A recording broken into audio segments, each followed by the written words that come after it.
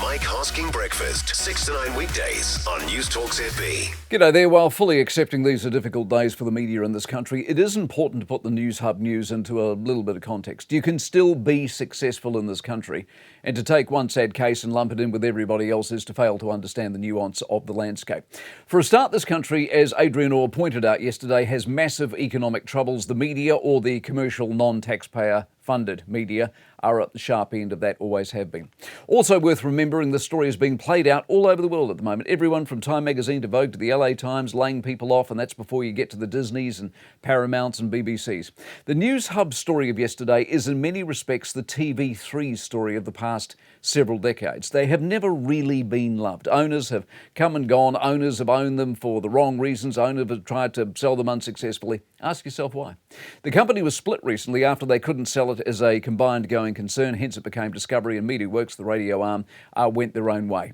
Discovery has issues, or Warner Brothers Discovery has issues for themselves all over the planet. See, a tiny player at the bottom of the earth would not have been high on their old let's bail them out scale.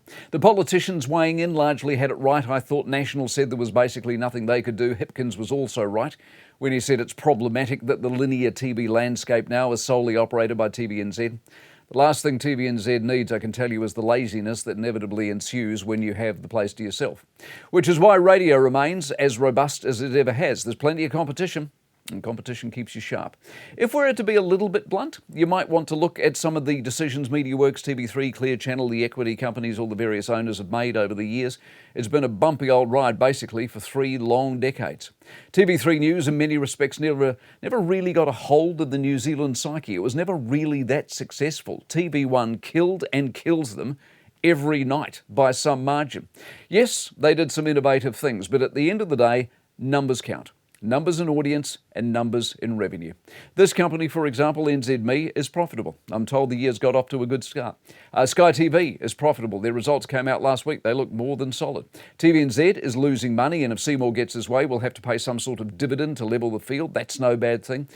Lord knows what's happening to Stuff and what they're up to if you've seen their new website, but they're private, so we don't know. We'll probably never know. Minor players like the Spin-Off and Newsroom still seem to keep their head above the water. Magazines still seem to be available to read. So it's not the end of the world, and it's not the end of the media. It's how you do it that's clearly the difference. The Mike Hosking Breakfast, 6 to 9 weekdays on Newstalk ZB.